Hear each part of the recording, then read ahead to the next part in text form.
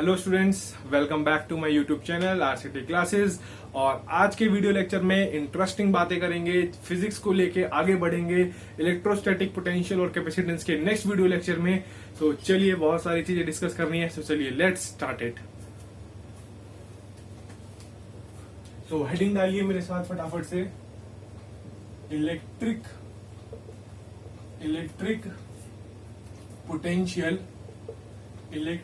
Potential due to electric dipole.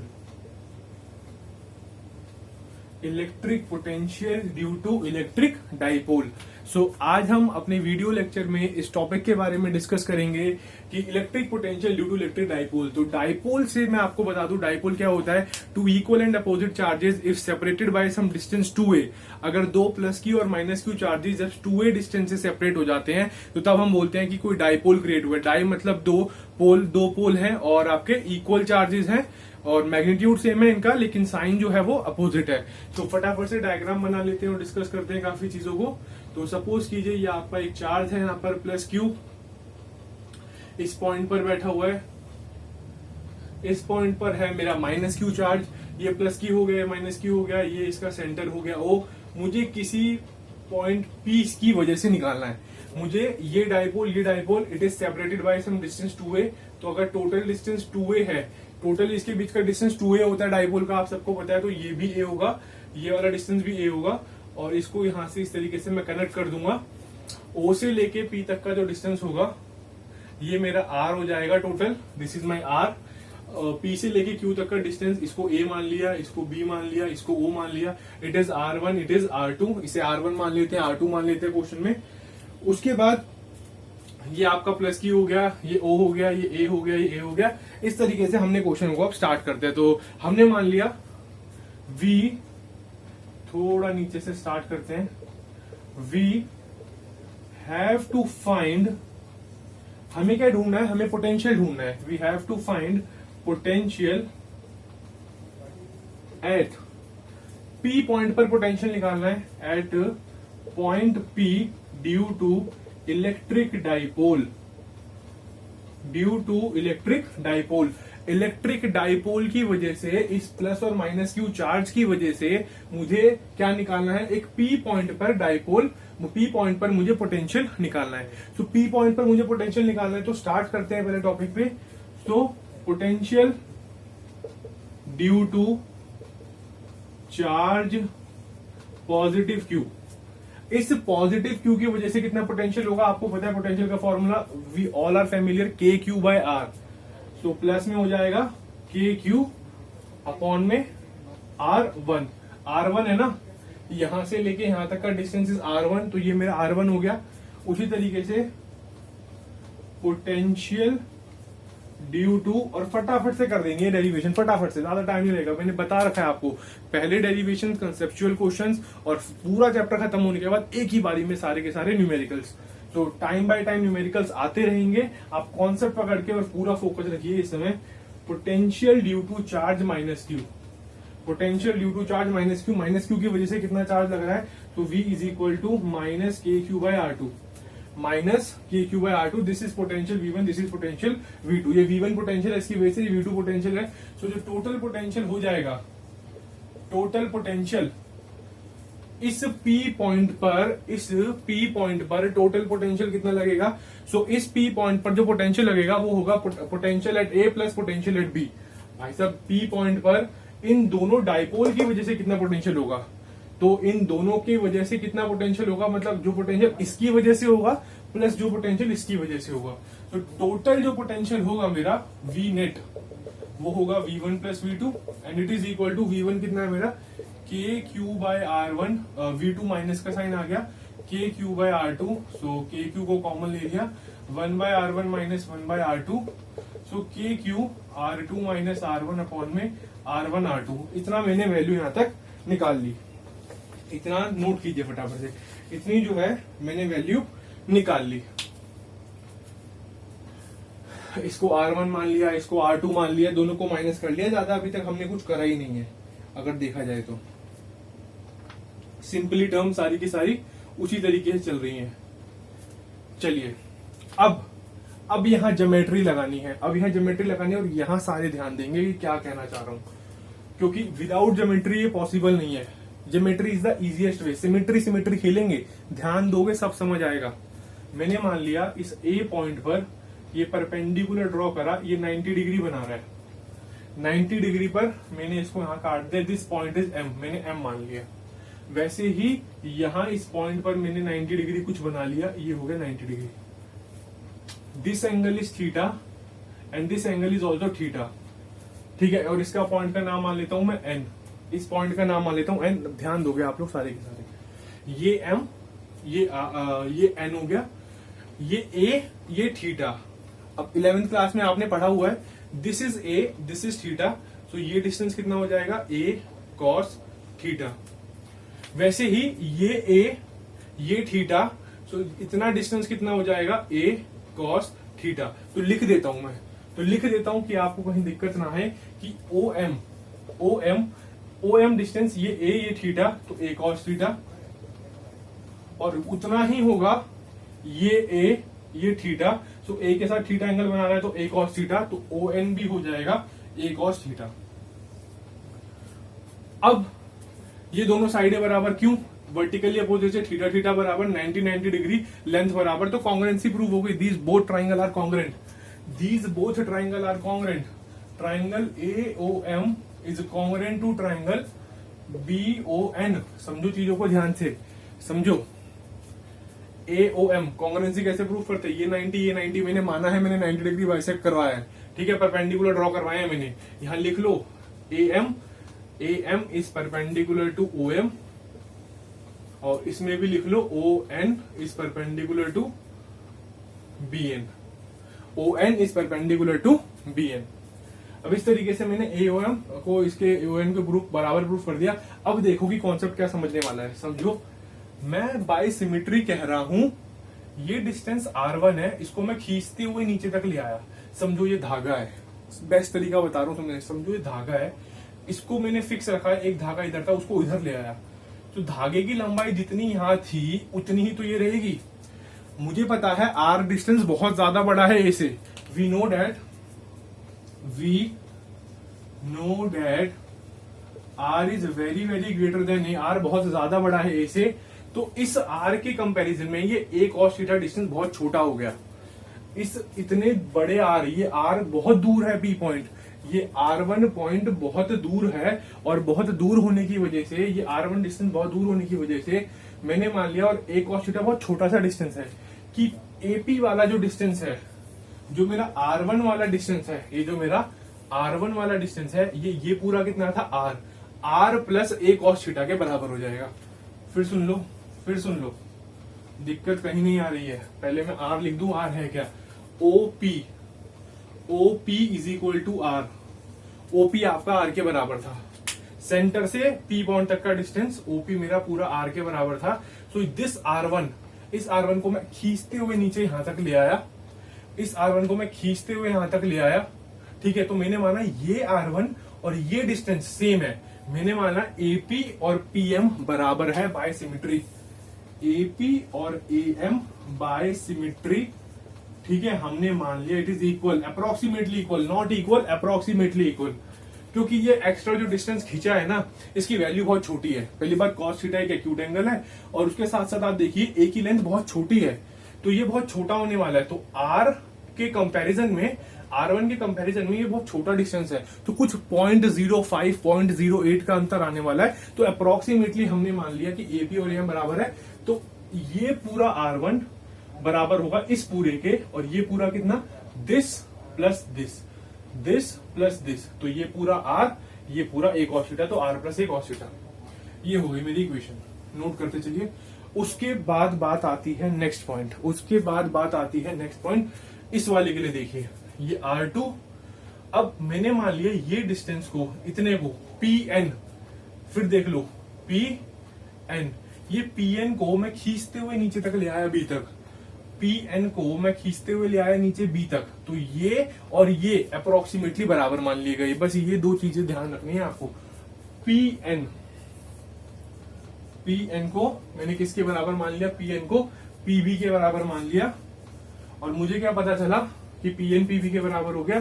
तो PB तो है मेरा R2, पीबी तो है मेरा R2 और ये किसके बराबर हो गया, इसके, क्योंकि ये धागा है फिर से इसको ही पकड़े रखा, इसको खींच के ले आया। ये अप्रोक्सीमेटली डिस्टेंस बराबर हो गया, ये अप्रोक्सीमेटली डिस्टेंस बराबर हो गया। अब बराबर हो गया तो क्या करूंगा, Pn, अब ये ढूंढ लो पहले Pn कितना है। अब ढूंढोगे कि Pn कितना है, तो Pn है ये पूरा R और R में से माइनस कर दो a cos थीटा। ये a ये थीटा, तो ये a cos थीटा हो गया था। तो पूरे R में से, ठीक है, यहाँ पर मैं आपका बना देता हूं दोबारा से, ये आपका P था, ये आपका N पॉइंट था। तो पूरे R में से a cos थीटा माइनस कर दो, तो पूरे R में से a cos थीटा माइनस कर दो। ये मेरी R2 की वैल्यू आ गई, ये मेरी R2 की वैल्यू आ गई। R1 मिल गया, R2 मिल गया, उठा के इक्वेशन में डाल देते हैं। R1 मिल गया, R2 मिल गया, उठा के इक्वेशन में डाल देते हैं। चलिए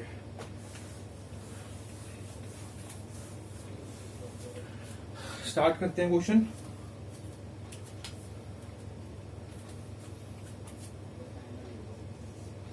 तो V net is equal to k q R2 की value R minus a cos theta, R2 minus R1 की value R plus a cos theta upon में R1 इंटू R2। तो R1 है R plus a cos theta, R plus a cos theta, R minus a cos theta, मैंने कुछ नहीं करा, मैंने इसी क्वेश्चन में वैल्यू डाली है भाई, मैंने कुछ भी नहीं करा है, मैंने इसी क्वेश्चन में वैल्यू डाल दी। V net is equal to k q R minus a cos theta minus R plus a cos theta. तो वी नेट किसके बराबर आ गया, ध्यान देना, R से R कट जाएगा, minus a k q minus में 2a कॉस थीटा, माइनस में 2a कॉस थीटा, R से R कट गया, नीचे बन जाएगी a plus B, a minus B, R का square minus a square cos square theta, R square minus a square cos square theta, ये नीचे आ जाएगा और इसको बाहर ले लो। तो 2aq क्या हो जाएगा, P 2aq distance between dipole movement का फॉर्मूला होता है, 2a into Q, charge into distance between them, charge on either side into distance between them. 2aq हो गया P, 2aq हो गया मेरा P। तो के पी कॉस थीटा अपॉन में R स्क्वायर माइनस ए स्क्वायर कॉस स्क्वायर थीटा, इतना आ गया। आंसर आगे आ रहा है माइनस में, आंसर आगे आ रहा है माइनस में। चलिए नोट कीजिए इतना फटाफट से।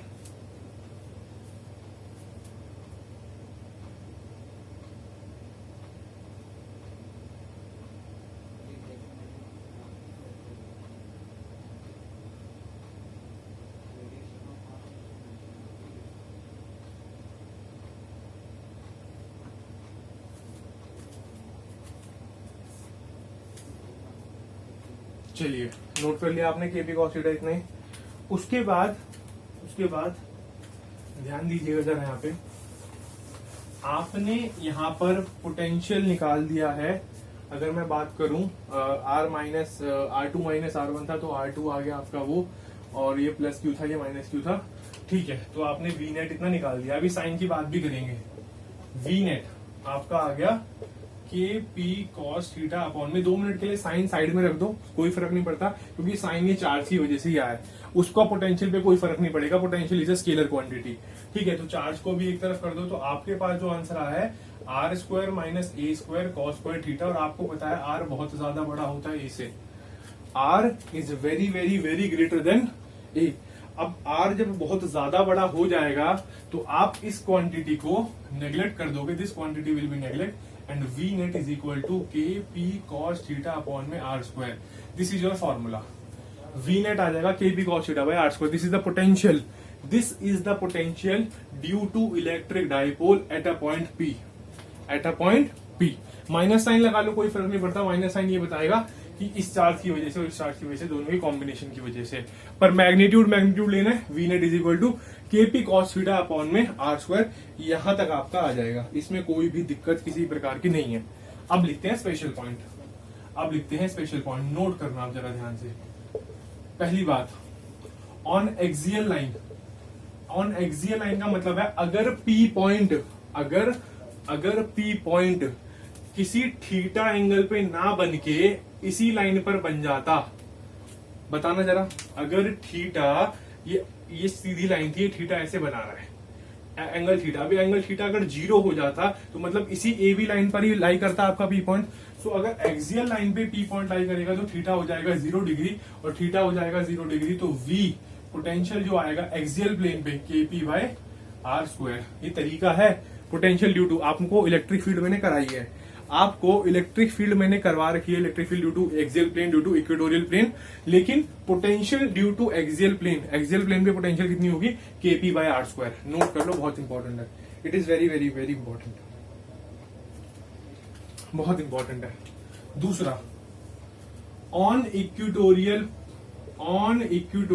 प्लेन, इक्वेटोरियल प्लेन पे इक्वेटोरियल पॉइंट पे निकाला। इक्वेटोरियल पॉइंट पता है कौन सा होता है, जब बिल्कुल सेंटर पे लाई करेगा, जब थीटा की वैल्यू 90 डिग्री होगी, इक्वेटोरियल प्लेन पे थीटा की वैल्यू 90 डिग्री होगी, मतलब एग्जैक्टली डाइपोल, एग्जैक्टली दोनों डाइपोल के बाइसेक्ट कर रहा होगा बीच में से, एग्जैक्टली दोनों डाइपोल को इस तरीके से डाइपोल है और ये बाइसेक्ट कर रहा होगा ऐसे, तो थीटा कितना हो जाएगा एक्स एक्सिस से, थीटा कितना हो जाएगा बाइसेक्ट करेगा 90 डिग्री, 90 डिग्री डालते ही पोटेंशियल आ जाएगा 0।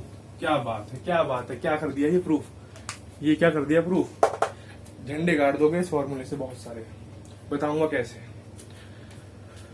Potential due to equatorial plane, potential due to at point P which is on equatorial plane where theta is equal to 90 degree, जहां थीटा की वैल्यू 90 डिग्री है वहां पे पोटेंशियल होता ही नहीं है। पर क्या वहां इलेक्ट्रिक फील्ड भी नहीं होती, नहीं, इलेक्ट्रिक फील्ड तो होती है, डिराइव कराई है हमने, डिराइव करी है आपने पढ़ा है।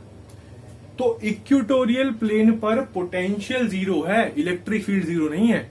सो ऐसे कौन कौन से पॉइंट्स हैं जहां पर इलेक्ट्रिक फील्ड 0 होगी और पोटेंशियल 0 नहीं होगा, और जहां पोटेंशियल 0 नहीं होगा और इलेक्ट्रिक फील्ड 0 होगी, वो डिस्कस करना है, क्योंकि एप्लीकेशन बेस्ड क्वेश्चन वहां पर आते हैं, पूछे जाते हैं आपसे। तो ये हमने electric potential due to electric dipole की डेरिवेशन पूरी की पूरी कर ली है। ये आपका V net K P cos theta एक एक्सियल प्लेन, मतलब कि जब सेम लाइन पे निकाल दिया वी नेट, इक्वेटोरियल प्लेन मतलब थीटा की वैल्यू जब 90 डिग्री हो गई, बीच में से बाइसेक्ट कर रहा था, तब निकाल दिया, और कॉस थीटा कॉस 90 डालूंगा तो आंसर मेरा 0 आ जाएगा, आंसर मेरा 0 आ जाएगा। नोट कीजिए इसको, नोट कीजिए। चलिए आगे बढ़ते हैं।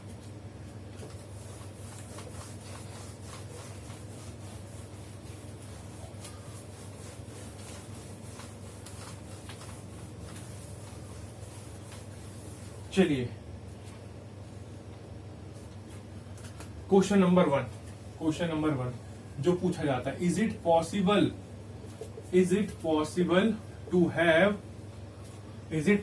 To have electric field intensity, is it possible to have electric field intensity is non-zero but electric potential is zero, क्या ऐसा कोई पॉइंट है जहां इलेक्ट्रिक फील्ड इंटेंसिटी मेरी नॉन जीरो हो, जीरो ना हो, लेकिन इलेक्ट्रिक पोटेंशियल मेरा 0 हो? ये आपको यहां पर बताना है, ये आपको यहां पे बताना है। अब हम कहेंगे हम तो इलेक्ट्रोस्टैटिक्स पढ़ के आए हुए हैं, और इलेक्ट्रोस्टैटिक्स में मैंने अभी पीछे बताया था, जब इलेक्ट्रिक फील्ड इंटेंसिटी निकालते हैं, जब इलेक्ट्रिक फील्ड इंटेंसिटी निकालते हैं तो वो मेरी निकल के आती है केपी बाय आर क्यूब। मेरी इक्वेटोरियल प्लेन पर इलेक्ट्रिक फील्ड इंटेंसिटी निकल के आती है केपी बाय आर क्यूब। याद कर लेना कौन सी प्लेन पे, इक्वेटोरियल प्लेन पे या इक्वेटोरियल प्लेन पर। 2 डेरिवेशन कराई थी, अभी यहां साइड में लिख भी देता हूं। इलेक्ट्रिक फील्ड इंटेंसिटी एक्सियल पे कितनी आती थी, एक्सियल प्लेन पर आती थी 2 KP by R cube, axial plane पर आती थी 2 केपी बाय आर क्यूब, लेकिन इक्वेटोरियल प्लेन पर आती है केपी बाय आर क्यूब। तो electric field intensity equatorial plane पर है, हाँ है, नॉन जीरो है, हाँ नॉन जीरो है, but electric potential due to equatorial line या फिर एट इक्वेटोरियल लाइन पर इलेक्ट्रिक पोटेंशियल कितना होता है, पीछे ही निकाला आपने। वी नेट कितना आया था जब थीटा की वैल्यू 90 डिग्री डाली थी, जब बीच में से काटता हो गया था 0। तो हाँ, ऐसा केस है जहां इलेक्ट्रिक फील्ड इंटेंसिटी तो 0 ना हो, लेकिन इलेक्ट्रिक पोटेंशियल मेरा वहां पर 0 हो जाए। मोस्ट इंपॉर्टेंट क्वेश्चन, बहुत इंपॉर्टेंट क्वेश्चन है। Next question, is it possible to have electric field intensity? Is it possible to have electric field intensity? Electric field intensity is zero where at same point electric potential is non-zero। अब इसकी derivation हम आगे करेंगे, लेकिन question हम कर रहे हैं तो साथ के साथ डिस्कस कर लेते हैं। डेरिवेशन है, आगे करेंगे, इसके बाद आएगी इसकी डेरिवेशन, कि ऐसा कोई पॉइंट जहां पर इलेक्ट्रिक फील्ड इंटेंसिटी मेरी 0 हो लेकिन इलेक्ट्रिक पोटेंशियल मेरा 0 ना हो। तो आपको पता है, ऑन अ कंडक्टिंग स्फीयर, जब आपने कंडक्टिंग स्फीयर गॉस थ्योरम से करा था, याद कर दिला रहा हूं, ऐसे स्फीयर होता था, conducting plus plus plus plus plus, सारा का सारा चार्ज सरफेस पे लाई करता था, तो इलेक्ट्रिक फील्ड अंदर होती थी 0, अंदर इलेक्ट्रिक फील्ड होती थी 0। बट जब इसके बाद मैं आपको पोटेंशियल की वजह से जब निकालना सिखाऊंगा, पोटेंशियल इलेक्ट्रिक पोटेंशियल, वो मेरा अंदर 0 नहीं आता, वो आता है KQ/R। ये फॉर्मूला लिख लो, Q is the charge on the sphere, KQ/R, ये मेरा पोटेंशियल आता है। मेरा पोटेंशियल 0 नहीं आता, मैं डेरिवेशन में आपको अभी करके भी बताऊंगा, बट अभी के लिए आप फिलहाल के लिए ये रिजल्ट्स याद रखेंगे कि क्या ऐसा पॉइंट है जहां इलेक्ट्रिक फील्ड 0 नहीं हो सकती। हाँ है, पर वहां पर आपका पोटेंशियल 0 हो, ये रहा ऊपर। क्या ऐसा पॉइंट जहां इलेक्ट्रिक फील्ड इंटेंसिटी 0 हो लेकिन पोटेंशियल 0 ना हो, ये रहा पॉइंट। कि इलेक्ट्रिक फील्ड कंडक्टिंग स्फीयर के अंदर, कंडक्टिंग स्फीयर ये करा रखा है इलेक्ट्रोस्टैटिक्स में, कंडक्टिंग स्फीयर के अंदर इलेक्ट्रिक फील्ड 0 होती है, क्योंकि सारा का सारा चार्ज सरफेस पे लाई करता है। तो जब सारा का सारा चार्ज सरफेस पे लाई करके अंदर इलेक्ट्रिक फील्ड हो गई 0, तो अंदर इलेक्ट्रिक फील्ड 0 हो गई। बट जब पोटेंशियल में निकालूंगा इनसाइड द स्फीयर, पोटेंशियल जब निकालूंगा इनसाइड द स्फीयर, तो मेरा KQ/R आता है, KQ/R आता है। नोट कीजिए इस पे, और नेक्स्ट टॉपिक की तरफ आगे स्विच करते हैं। नोट कीजिए फटाफट से।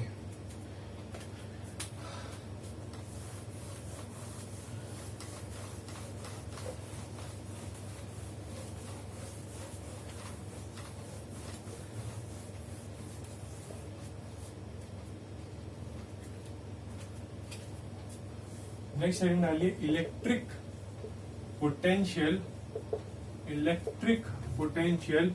ड्यू टू, या फिर due to n system charges.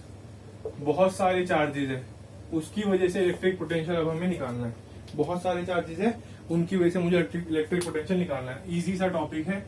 ये सपोज करो, ये चार्ज Q1 है, रेडियस R1 है, ये Q2 है, रेडियस R2 है, ये Q3 है, रेडियस R3 है, ये Q4 है, रेडियस R4 है, और ये Qn है और रेडियस Rn है। अब इस पूरे सिस्टम का मुझे पोटेंशियल निकालना है। आपको पता है potential is a scalar quantity, वो कहती है नेट सम कर दो सबका, ज्यादा नहीं, ज्यादा दिमाग मत लगाओ।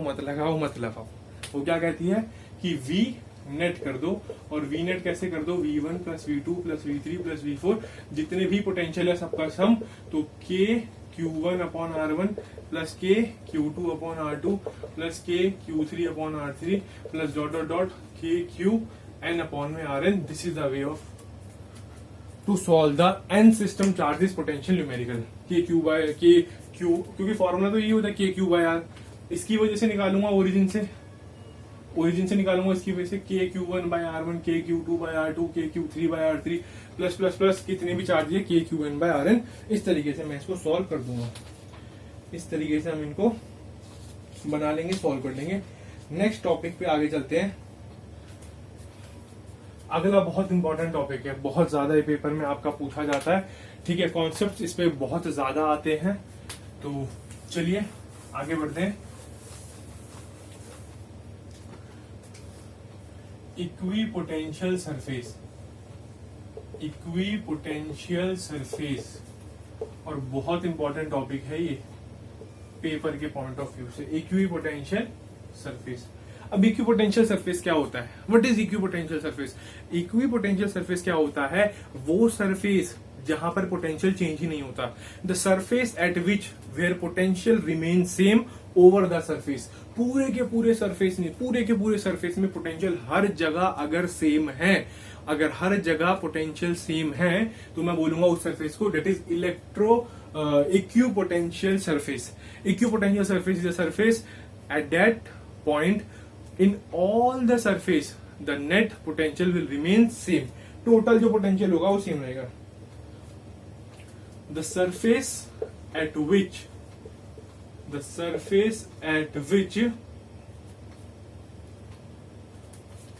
electric potential is same all over the surface. Electric potential is same at every point on the surface. Surface के हर पॉइंट पर जहां जहां जो पॉइंट है, अगर वहां मेरी पोटेंशियल मेरा सेम है, if the potential is same all over the surface, her point पे पोटेंशियल सेम है, तो मतलब उस सरफेस को इक्विपोटेंशियल सरफेस बोला जाएगा। हम उस सरफेस को इक्विपोटेंशियल सरफेस बोलेंगे। जैसे कि सपोज कीजिए इधर ये प्लस चार्ज था, इलेक्ट्रिक फील्ड बाहर बाहर बाहर बाहर,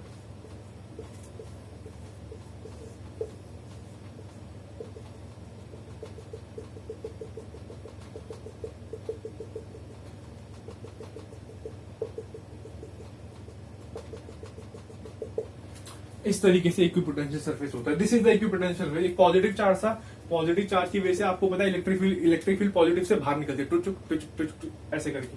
तो पॉजिटिव से इधर इधर इधर इधर इधर इधर इधर हर तरफ पॉजिटिव से बाहर निकल गई। अब पॉजिटिव से सारी की सारी फील्ड बाहर निकल गई और मैंने ये डॉटेड लाइन से बना दिया आपका इक्विपोटेंशियल सरफेस। मैंने डॉटेड लाइन से क्या बना दिया? आपका इक्विपोटेंशियल सरफेस मैंने आपका बना दिया। अब इक्विपोटेंशियल सरफेस बनाने से पहले हमें पता है कि potential difference between two points में, सपोज कीजिए यहां पर मेरे पॉइंट है ये ए और बी। अब मैं बोलता हूं बाय डेफिनेशन हमें डेफिनेशन से क्या पता है? Potential difference between points a to b. A से बी जाते समय पोटेंशियल डिफरेंस कितना होगा? तो हम इसको लिखते थे जिस पर पहुंचा वीबी जिससे पहुंचा वीए, ये बोलते थे जिस पे पहुंचा वीबी माइनस वीए से पोटेंशियल डिफरेंस मिलेगा। और ये होता था मेरा वर्क डन के बराबर डब्ल्यू ए बी के बराबर। किसके बराबर होता? अब सारी चीजें समझा रहा हूं मैं वन बाय वन, ध्यान से समझो।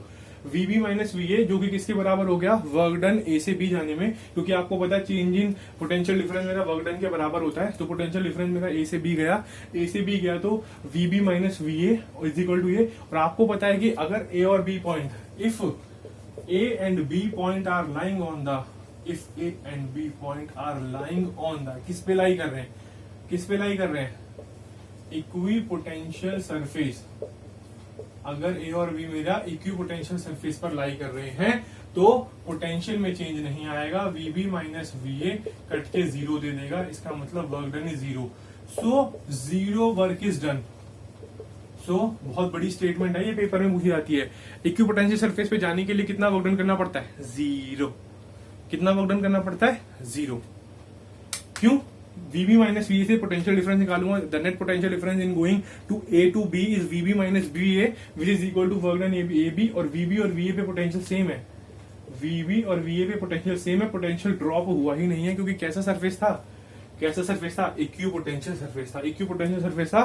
पोटेंशियल दोनों का सेम हो गया, और पोटेंशियल दोनों का सेम हो गया तो कट के आंसर आ गया जीरो। तो zero work is done in moving in a equipotential surface पे मूव करते करते करते करते मैं बोलूंगा कि मेरा जीरो वर्क डन हुआ है। This is the first point. Note कीजिए इसको।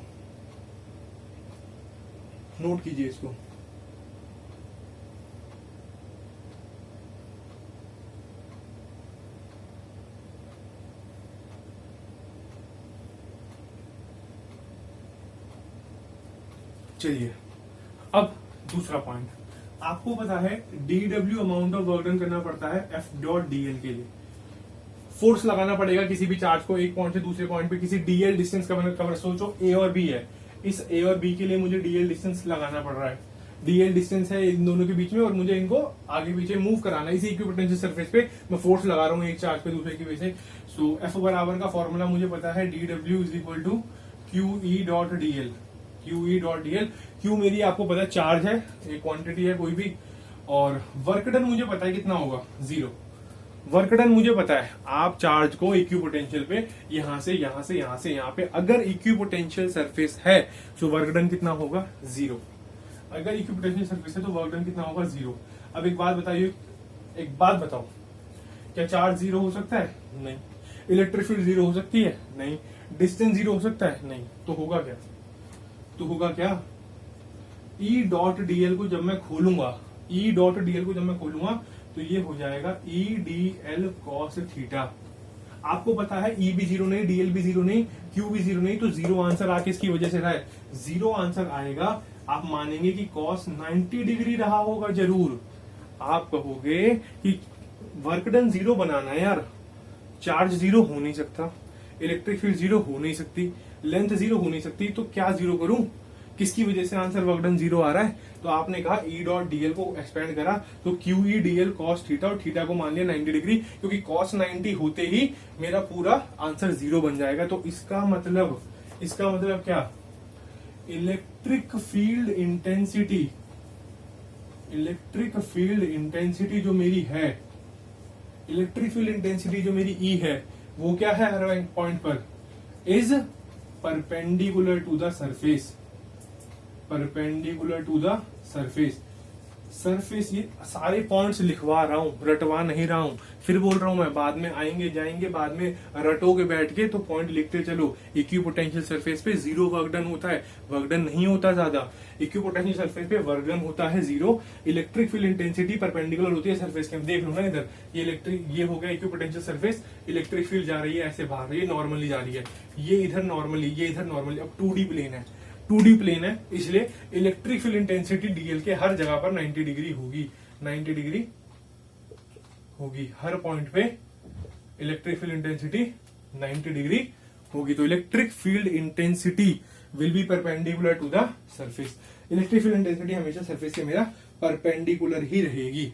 और बात करूं पोटेंशियल की, पोटेंशियल जो कि हर बार सेम रहने वाला है, तो पोटेंशियल हर बार यही रहेगा same, V is equal to 1/4 pi epsilon naught Q by R, which is basically also known as KQ by R. Potential will remain the same. Potential मेरा यही रहेगा KQ by R। Electric field intensity मैंने निकाल ली है E dot DL से, theta को मैंने 90 degree मान लिया, तो मतलब E और डीएल के बीच का एंगल, इलेक्ट्रिक फील्ड और जो डीएल लेंथ है इसके बीच में एंगल हमेशा मेरा 90 डिग्री रहेगा। इसलिए मैं बोलूंगा हर बार कि इलेक्ट्रिक फील्ड इंटेंसिटी जो है it will be perpendicular to the surface, perpendicular रहेगी सरफेस के। ये मेरे नेट पॉइंट्स हो गए। अब बात करते हैं कि अगर आपके पेपर में आता है डाइपोल बनाने का, अगर आपके पेपर में आता है डाइपोल बनाने का या पॉजिटिव नेगेटिव चार्जेस की वजह से इक्विपोटेंशियल सरफेस बनाइए, तो आप किस तरीके से बनाएंगे, इक्विपोटेंशियल सरफेस बनाएंगे किस तरीके से। चलिए स्टार्ट करते हैं। तो ये रहा प्लस चार्ज, ये रहा माइनस चार्ज। कुछ नहीं करना, ये प्लस पे आप इस तरीके से सर्कल बना चलेंगे, इक्विपोटेंशियल सरफेस हो गया, ठीक है। अब इसमें ऐसा कुछ है नहीं, अब ये दोनों एक दूसरे को इंटरसेक्ट नहीं करती, ये एक दूसरे को इंटरसेक्ट नहीं करती। इस तरीके से आप पॉजिटिव और नेगेटिव का इक्विपोटेंशियल सरफेस बनाते हो।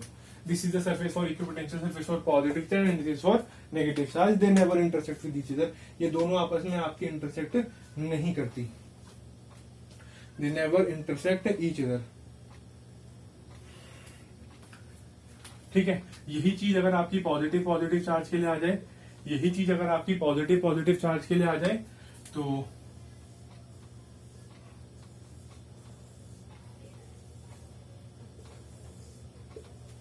इस तरीके से ये कट नहीं करेंगी एक दूसरे को, और इस तरीके से एक ऐसे भी बन जाएगी, इस तरीके से पॉजिटिव पॉजिटिव या नेगेटिव नेगेटिव आएगी, तो लास्ट में आप ऐसे इन दोनों को कवर कर सकते हो, क्योंकि सेम चार्ज है, क्योंकि सेम चार्ज है। वैसे अगर पॉजिटिव का अलग आएगा तो पॉजिटिव का अलग बनाएंगे, नेगेटिव का अलग बनाएंगे. This is the schematic diagram for positive charge equipotential surface, negative charge equipotential surface, and if two positive charges are kept together, this is a combined diagram for equipotential surface. This is the combined diagram. So what are the properties of equipotential surfaces? हम फटाफट से discuss कर लेते हैं क्या properties है equipotential surfaces की. इसे नोट कर लो एक बार, ये बहुत इंपॉर्टेंट है, पेपर के पॉइंट ऑफ व्यू से आती है. चलिए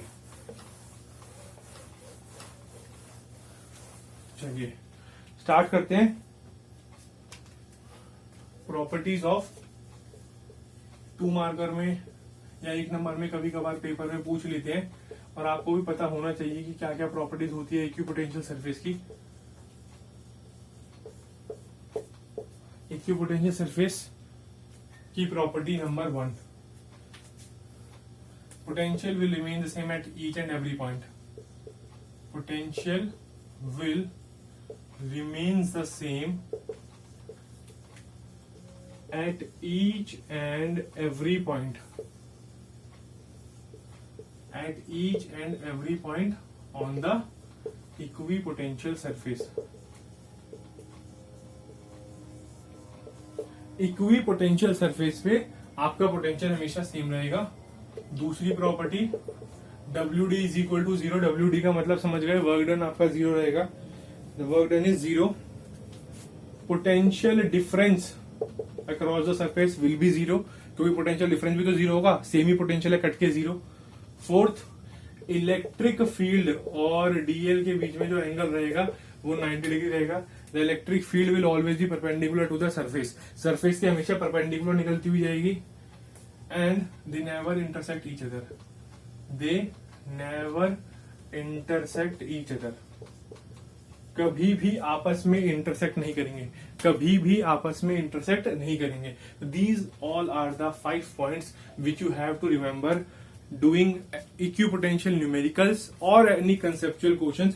ये सारी बातें आपको दिमाग में याद रहनी चाहिए, ये बहुत ज्यादा इंपॉर्टेंट है. ये पेपर के पॉइंट ऑफ व्यू से. और आज का लास्ट टॉपिक और सबसे इंपॉर्टेंट टॉपिक जिसपे हर कोई क्वेश्चन पूछ लेता है, आपके वाइवा में आपसे टीचर क्वेश्चन पूछ लेते हैं, सवाल कर लेते हैं. तो चलिए लास्ट टॉपिक डिस्कस कर लेते हैं. इतने में कोई भी डाउट हो या कुछ भी हो तो आप वीडियो पे कमेंट कर सकते हैं. आप सपोर्ट कर रहे हैं, मैं देखता हूँ, अच्छा लोग उसमें व्यूज करते हैं, कमेंट करते हैं. सो इसी से हमें मोटिवेशन मिलती है और हम आपके लिए वीडियोस लेक्चर लेके आते हैं. सो अगर आपको इसमें से कुछ भी समझ आ रहा है, आप चीजों को समझ पा रहे हैं, so please do like, share and subscribe. और चलिए आगे बढ़ते हैं नेक्स्ट टॉपिक की तरफ. बढ़ते हैं. Relation between electric field intensity and potential. Relation between electric field intensity and electric potential. Electric potential और इलेक्ट्रिक फील्ड इंटेंसिटी के बीच में रिलेशन हमसे पूछ रहे हैं. तो चलिए क्वेश्चन को करते हैं स्टार्ट. सपोज कीजिए यहाँ पर एक चार्ज बैठा है Q. ये पॉइंट है B, ये पॉइंट है A. ठीक है, this point is B and this point A. अब मैं किसी चार्ज को A पॉइंट से B पॉइंट पर ला रहा हूं. A पॉइंट से B पॉइंट पर ला रहा हूं. अब सबको ध्यान देना है यहाँ पे न्यूमेरिकल को आपको किस तरीके से बनाना है. न्यूमेरिकल पे ध्यान देना सबसे ज्यादा जरूरी है, नहीं तो दिक्कत आ जाएगी. ठीक है, सपोज कीजिए this is some distance RB and this is some distance RA. ये डिस्टेंस RA है, ये डिस्टेंस RB है. ये दो डिस्टेंसेस आपको दिए गए हैं और आप A चार्ज से प्लस Q चार्ज को A से B पर ला रहे हैं. सो कंसिडर, अब ध्यान देना चीजों को समझना. Consider a positive Q charge is bringing from A to B. A से B चार्ज पे लाया जा रहा है. So the amount of work done is dw is equal to F dot DL, dw is equal to F dot DL, ये आपको formula पता है, force into displacement against the electrostatic force काम करा रहा हूं, अगेंस्ट क्यों, ये पॉजिटिव है, ये पॉजिटिव है, दूर भाग रहा था, रिपेल कर रहा था, जबरदस्ती पास ला रहा हूं, आजा पास आ जा, जबरदस्ती पास ला रहा हूं, तो साइन आ जाएगा आगे minus F D L. Force की वैल्यू डाल देते हैं, minus Q E D L. आप you all are familiar with this formula, F बराबर क्यू ई बराबर F by Q. So D W is equal to minus Q E dot D L. यहां तक मेरा answer आ गया। अब change in potential, हाँ चेंज इन पोटेंशियल पे बात कर रहे हैं, तो ये डी डब्ल्यू, फिर सुनो कौन सा वर्क डन है, ए से बी जाने का, ए से बी जाने का वर्क डन, मतलब कि अगर इस वर्क डन को मैं पोटेंशियल की टर्म में लिखूं तो ए से बी पर गया तो बी पे पोटेंशियल माइनस ए पे potential is equal to this D W. समझना चीजों को, ए से बी पर गया, सो बी जिस पर गया उसका पोटेंशियल माइनस जिससे गया उसका potential is equal to D W. अब वीबी, अब समझना चीजों को, वीबी जो है वो पोटेंशियल है कुछ वी प्लस डीवी, वी में कुछ ज्यादा, और वी एक सिंपल सी पोटेंशियल है वो वी, और वी भी ज्यादा क्यों है अभी आप खुद बता दोगे कि सर इसलिए ज्यादा है, ये वीबी इस पॉइंट पर पोटेंशियल है, वी इस पॉइंट पर पोटेंशियल है। मुझे एक बात बता दो, इस क्यू पॉइंट से इसका डिस्टेंस छोटा है, फॉर्मूला क्या होता है, के क्यू बाय स्मॉल क्यू है ना, K Q by R B. R radius, R B छोटा है या बड़ा है, आर बी छोटा है या बड़ा है, आर बी डिस्टेंस छोटा है, आर बी छोटा होगा तो पोटेंशियल एट बी क्या होगा, ज्यादा, बी पर पोटेंशियल क्या होगा, ज्यादा, क्योंकि डिस्टेंस क्या है, कम, तो इसलिए ये ज्यादा, और ए पॉइंट पर रेडियस है ज्यादा, तो रेडियस ज्यादा है तो पोटेंशियल हुआ कम, तो इसलिए उसे वी ही मान लिया। ए क्योंकि दूर है ना, इस पॉइंट से दूर है तो पोटेंशियल कम होगा, जैसे जैसे पास आया डिस्टेंस कम हो गया तो पोटेंशियल बढ़ गया, पास आया, इस पॉइंट के पास आया, डिस्टेंस कम हो गया डिनोमिनेटर में, तो पोटेंशियल बढ़ गया। अब पोटेंशियल बढ़ गया तो कितना बढ़ गया, वी प्लस डीवी, उठा के फॉर्मूले में डाल देते हैं। सो वीबी की वैल्यू कितनी है, V plus D V minus V A की value V is equal to D W, V से वी कट गया, डी डब्ल्यू किसके बराबर आ गया, डीवी के, उठा के यहाँ डी डब्ल्यू की जगह डीवी डाल दो, डी डाल दो। अब ये DV minus QV dot DL, यहां तक मेरा आंसर पहुंच गया। अब बात आती है जिस चार्ज को मैं लेके जा रहा था, अब किस पे बात आती है, जिस चार्ज को मैं लेके जा रहा था क्वेश्चन में। अब आपको पता है कि ये जो वीबी से वीए गया था, ठीक है, अब ये जो वर्कडन है ए से बी पर, वो डीवी जो होगा वो डी डब्ल्यू बाई क्यू के बराबर होगा। समझ के देखना, फॉर्मूला यही होता है, VA minus VB is equal to work done upon में चार्ज, और ये कौन सा चार्ज है जिसको घुमा रहे हो आप, ये क्यू नॉट, इधर ये चार्ज प्लस क्यू है, जिस चार्ज को आप घुमा रहे हो, इसको घुमा रहे हो, ठीक है। अगर आपने यहाँ पे सपोज कीजिए इसको प्लस क्यू माना हुआ है, तो इसी क्यू पे तो फोर्स लग रही है ना, क्यू मान लो इसको, आपने इसको क्यू माना हुआ है। सो आपको पता है चेंजिंग पोटेंशियल डिफरेंस जो होता है वो डब्ल्यू बाई क्यू नॉट होता है, और ये चार्ज वो होता है जिस पर वर्क डन निकालना होता है। तो जो टोटल वर्क डन मेरा होता है वीबी माइनस वीए डी डब्ल्यू अपॉन में कौन से चार्ज पे, जिसको घुमाया जा रहा है, और किस पे, क्यू पे। तो यहां से वीबी और वीए की वैल्यू डाल के जब मैं निकालूंगा तो मेरी वी की वैल्यू किसके बराबर आ जाएगी, ये सेम सॉल्व करके वी की वैल्यू आ जाएगी डी डब्ल्यू बाई क्यू के बराबर, और यही मुझे पुट करनी है, डीवी बचा था ना इधर। चलिए डी डब्ल्यू की वैल्यू इस पे डाल दूंगा, यहाँ पे ये डी डब्ल्यू था, डी डब्ल्यू की वैल्यू उठा के डाल दूंगा, क्यू डी वी माइनस, अच्छा ये कैपिटल क्यू को ला रहा था तो कैपिटल क्यू, तो यहाँ पर भी capital Q minus Q E D L, Q से क्यू कट गया, E is equal to minus D V by D L, and this is also known as potential gradient. इसको पोटेंशियल ग्रेडियंट के नाम से भी जाना जाता है, electric field is equal to minus change in potential upon में चेंज इन लेंथ। आने वाले चैप्टरों में जब आप इसमें न्यूमेरिकल बनाते हो तो आप डायरेक्टली ये फॉर्मूला यूज कर लेते हो, E is equal to V by L या वी बाई डी या डिस्टेंस जो भी है whatever, E is equal to V by L V by D, इससे आप यूज करते हो और इसे ही यूज करके आप आंसर निकालते हो। तो E is equal to V by L V by D. तो अभी के लिए आपको जो याद रखना है, E is equal to minus change in potential upon में change in length. So this is all about the today's lecture. आज के लेक्चर में हमने क्या क्या चीजें कवर करी है वो एक बार फटाफट से फॉलो अप कर लेते हैं। इलेक्ट्रिक पोटेंशियल किसी भी पी पॉइंट पर दो डाइपोल की वजह से ये डेरिवेशन हमने बना लिया है। उसके स्पेशल केसेस पढ़े, एक्सियल प्लेन और इक्वेटोरियल प्लेन पे क्या होता है क्या नहीं होता, इलेक्ट्रिक फील्ड इंटेंसिटी कहाँ जीरो होती है कहाँ नहीं होती है, पोटेंशियल कहाँ जीरो होगा जहां इलेक्ट्रिक फील्ड जीरो नहीं होगी, ये सारे कॉन्सेप्ट्स पढ़े। उसके बाद बात करता हूँ इक्विपोटेंशियल सरफेस पढ़ा, इक्विपोटेंशियल सरफेस के पॉइंट्स पढ़े, डायग्राम्स पढ़े, प्रॉपर्टीज पढ़ी क्या क्या होती है, कब वर्क डन कब जीरो होगा, चेंज इन पोटेंशियल कब जीरो होगा, इलेक्ट्रिक फील्ड आपकी परपेंडिकुलर होगी सरफेस एरिया के, कोई भी लाइन आपकी इंटरसेक्ट नहीं करती, जहां लाइन स्ट्रॉन्ग्स बनती है वहां स्ट्रॉन्ग इलेक्ट्रोपोटेंशियल सरफेस लाई करता है ये। और लास्ट में ये डेरिवेशन कि इलेक्ट्रिक फील्ड और पोटेंशियल के बीच में क्या रिलेशन होता है। So E is equal to minus D V by D L. So this is the answer, this is the E is equal to minus dV by dl. So thank you so much for today's lecture. अगर आपको अच्छा लगता है तो आप share कीजिए अपने school के फ्रेंड्स के साथ। अभी तो आप सारे लोग घर पे हैं, लॉकडाउन पीरियड चल रहा है, तो जितना हो सकता है इसे शेयर कीजिए। थैंक यू सो मच, मिलते हैं आपसे नेक्स्ट वीडियो में।